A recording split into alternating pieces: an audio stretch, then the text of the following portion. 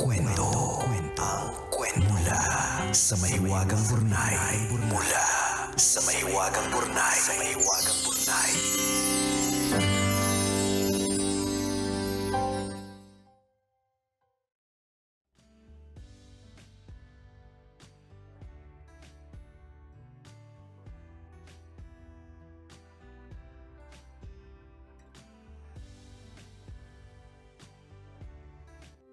Dear Nicole and Diego,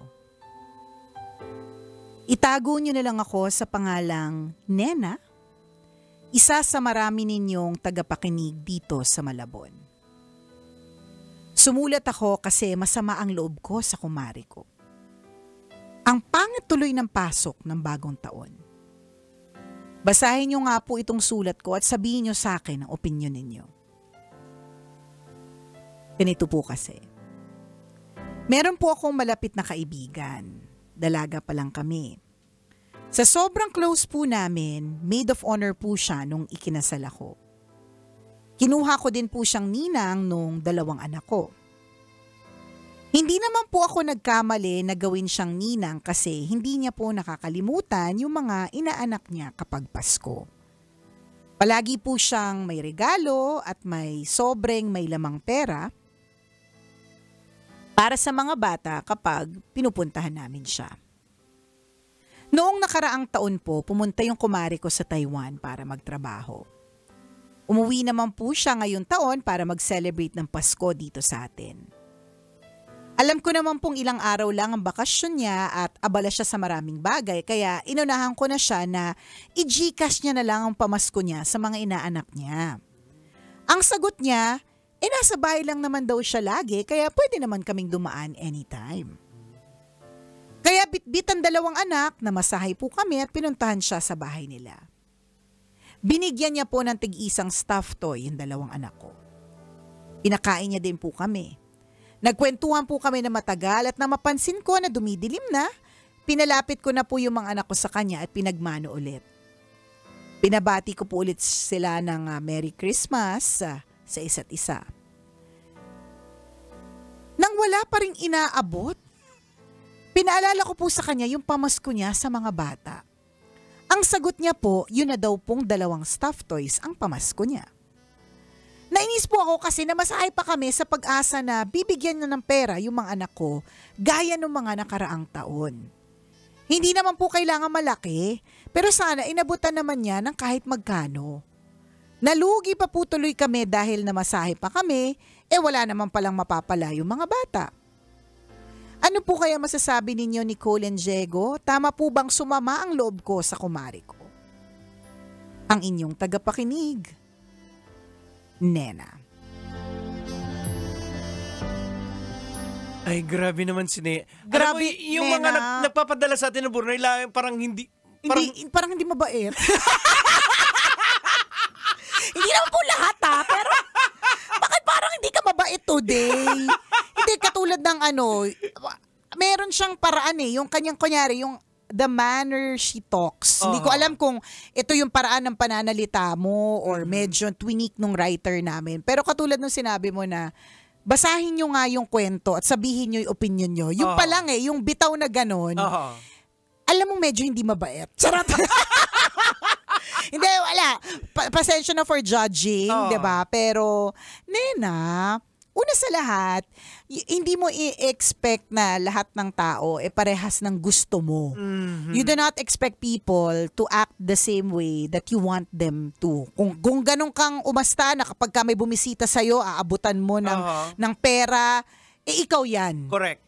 Pero kung may mga ibang mga tao na ang pinipili nila ay regalo versus money because there are people who do and yung stuffed toy na yan hindi rin siya madaling bitbitin. Inisip din siya siguro unless yung mga anak mo malalaki na tas stuffed toy pa rin, but okay lang din.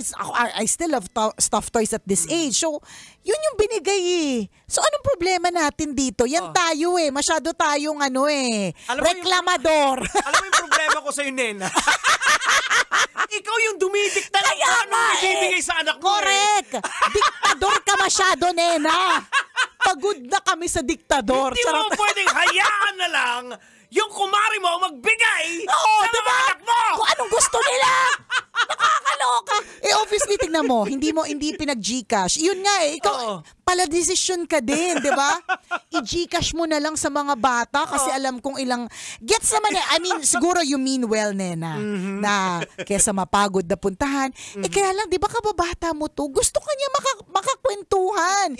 And in itself, yung nagkaroon kayo ng bonding hanggang magdidilim, sa tingin ko, it's a gift eh. Actually, yun yung pinaka-importante, yung fellowship, Yes. yung kwentuhan, Correct. yung sabay, pinakain naman kayo. Oo, yun eh, yung fellowship. Natandaan ko lang nung January 1, biglaan, hindi expected, sakto, nasa bahay lang naman kami, wala naman kami ginagawa. Nag-message yung isa naming kaibigan na si Father JJ na nasa area sila ng Santa Rosa. So sabi namin, kung nandun ka sa area, di dalaw na lang din kayo dun sa amin. No? So parang, ang sabi ni Father nun was, it's really the energy of happiness.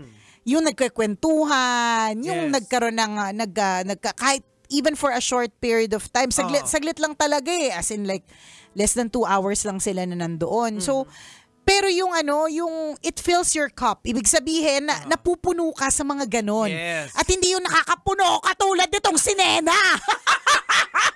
'Di ba? Yung napupuno ka, yung happy cup mo ay napupuno. Yung meter, yung meter ng happiness ay napupuno kasi nakapag-bonding ka, nakipag-usap ka. And in your case, Nena, yung kaibigan mo na galing ng Taiwan, 'di ba? Na hindi namin alam kung gaano katagal siya doon pero hindi kayo matagal na nagkita, 'di ba? So in itself, nakaka-happy na yung ganun eh. So siguro kaya pinapunta niya kayo kasi gusto kanyang makausap eh. Yun talaga yun. Hindi kasi sa material na bagay na susukat yung alam mo yung ang nalulungkot ako kasi parang ang naging sukatan ng ni Nena sa regalo is material na bagay. Oo, yun yung malungkot at masaklap na katotohanan na nandoon, merong monetary value. Oo. Lalo, kinuwenta niya pa na lugi pa sila para kasi sa pamasahe. Hindi ganun eh.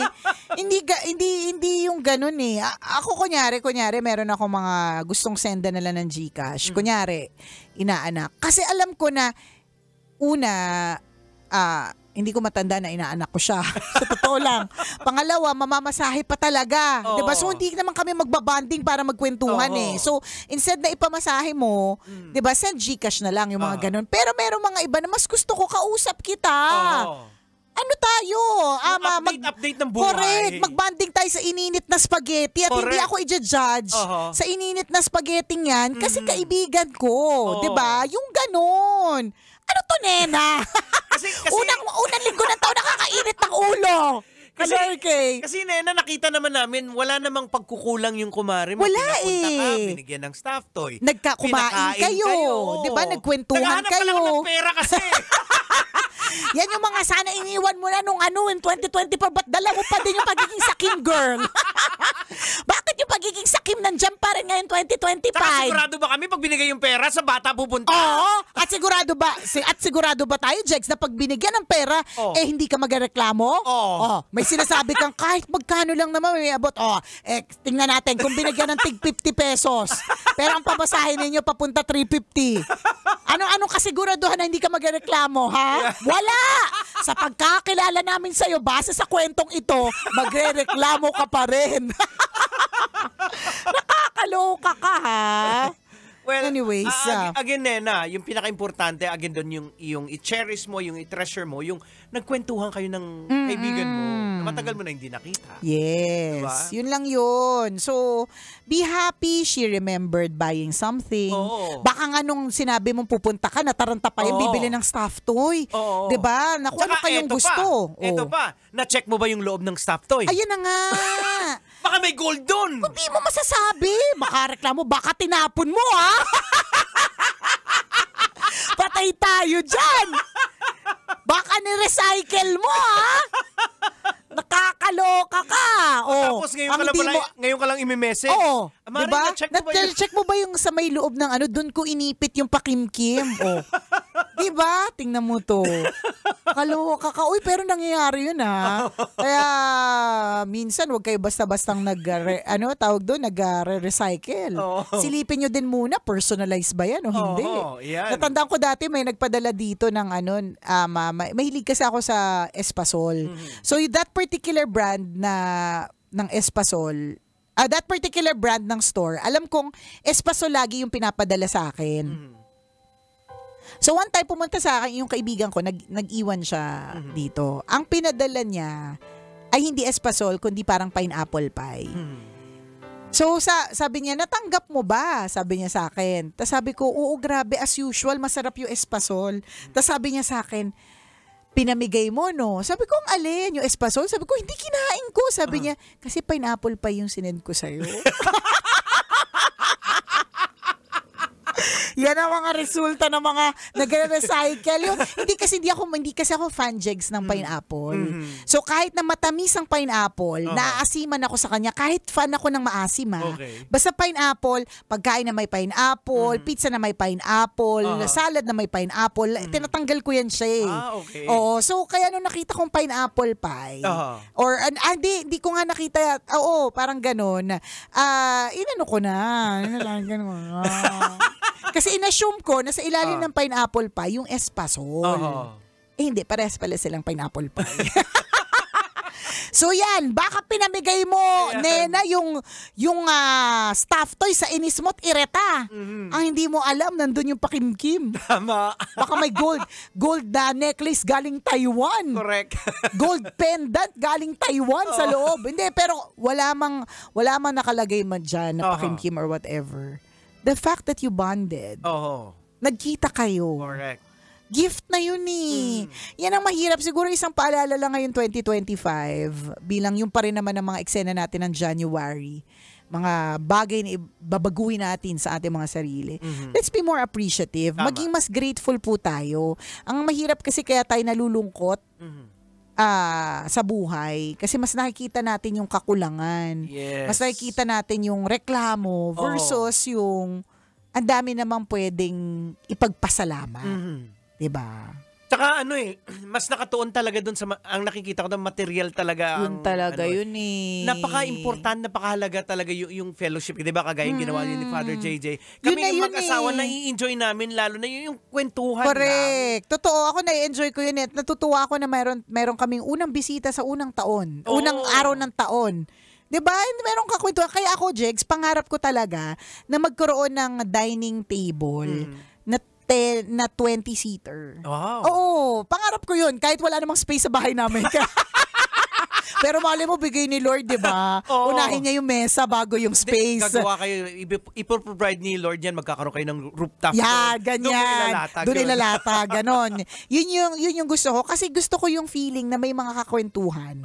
Gusto ko yung pakiramdam na may mga bumibisita para makapagkwentuhan. Hindi na yung bibisita kasi may bibigay. Hindi eh. Correct, tama. It's really more of yung fellowship.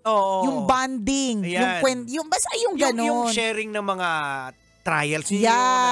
Kasi natututo kayo sa isa't isa. Tama, sharing of laughter, sharing of past memories, correct, diba? Yung mga ganun. Ano yun eh, priceless yun, hindi yun katumbas ng kahit anong klaseng pakimkim. Actually, pag nagkikita-kita kami ng mga kaibigan ko, pag nauwi ako ng probinsya, same thing yung pinag-uusapan namin yung mga... Paulit-ulit. Kalokohan. Diba? Pero parang always bago niyo pinag-usapan. Diba? Parang bago ng bago. Tsaka yung tawa ninyo, parang first time ulit. Diba?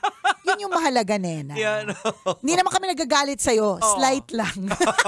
So kung slight kang na-disappoint, diba? Slight din kami na-disappoint sa'yo. Kita mo, diba? Pasok ng bagong taon sa'yo, parang ang bigat. Diba? Kasi ganyan. Sa halip na ipinagpasalamat mo, inireklamo mo. Kaya mabigat. Ayan.